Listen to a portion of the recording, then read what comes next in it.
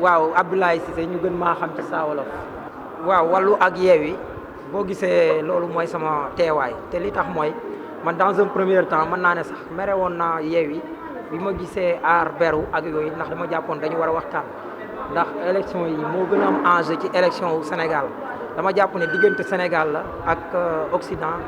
yi nga xam ne bëgguñu réew mi dañuy payer suñu ay ressources waaye diggante Sénégal la ak njiitu réew moo xam ne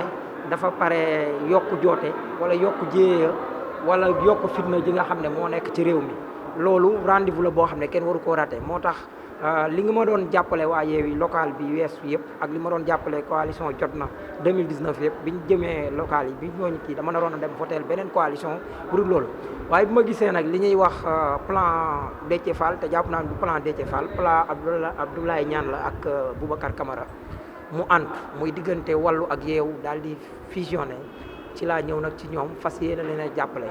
te man li may gën a prôné mooy que Macky Sall nekk président Sonko nekk président Karim Wade Khalifa ku mën a nekk li may bëgg di mas di prôné mooy Sénégal buñ joxati kenn majorité écrasante parce que réew mi nag faaw mu am ay jàmbur dëgg-dëgg jàmbur yu wuyoo seen tur jàmbur mooy député un vrai député député du peuple su ko réew mi dee am rek ci la ñuy am ndax jàpp nga ne dana yomb ak moyens yi nga xamante ne déployé nañ ko ni ñu investir bi lay woon ci benn bopp yaakaar waaw Touba mooy gën a yomb ci mbir mi foofu sax laay waxee man dama yaakaar ne Mimi Touré sax day saboté maanaam dafa nekk jiite coalition ba pare sorti démbam bi moom dama jàpp ne day saboté bëggul Benno Bokk Yaakaar gagné loolu sama yëg-yëg la ndax damay dellu ci ginnaaw ku mel ni Aïda Diallo défier toute une communauté jigéen la nekkuma kuy bañ féminisme wala dara mais réew mu nekk dafa am mbatitam réew mu nekk dafa am nu mu kii ñun da ngay dégg oustaz bu lay wax naan l'islam moo libéré jigéen ñi dañ leen daan rey ma ne leen ñooñu dañoo juum jigéen ñi fan lees leen daan reyee du fii ñi nga xam ne ñu ngi fi juddu ñu leen di dàkkantale ci seen i ndey di coggal seen i jigéen di leen waggar boo xoolee lii di wolof bi ma bokk ngeen bokk ci ki mu gën a waggar mooy doomam ju jigéen ñi ngay fi xam ñëpp xamoo seen way jur góor Lat Joor Ngoone Latir Jóob Maba Jaxu Jéey di ndayam di wolof Seydina Limaamu Laay yaayam nga gën a xam ci baayam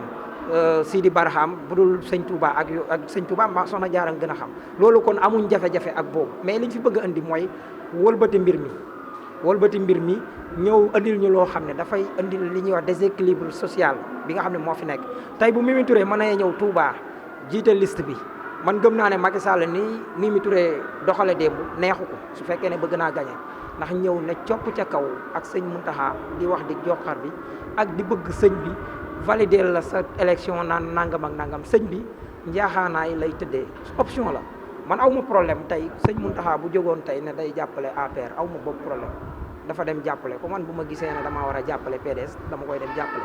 sëñ Abdoulaye bi mu ñëwee ñëpp xam nañ ne da daan jàppale Abdou Diouf sëñ Saliou moo ñëw comme koo xam ne taxawaayu société civile xam nga option la man tey maa ngi nii xalaatu moom milité ci parti sama choix la loolu la sëñ Abdoulaye defoon dem di jàppale Abdou Diouf mais sëñ Saliou ñëw ne lu dul loolu moom dafay nekk ci digg bi uuf ñëpp tradition boobu nag li yoonu murit baaxam mooy lu kenn xas ba def ñëpp bëgg ko woye bu Mimi Touré ñëwee toog ci kaw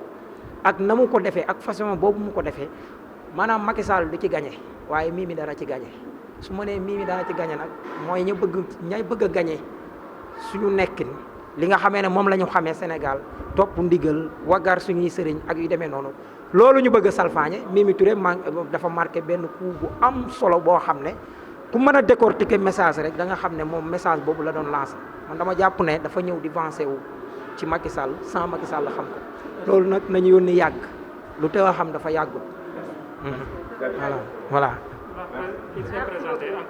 Abdoulaye Cissé lañ may wax Saa Wolof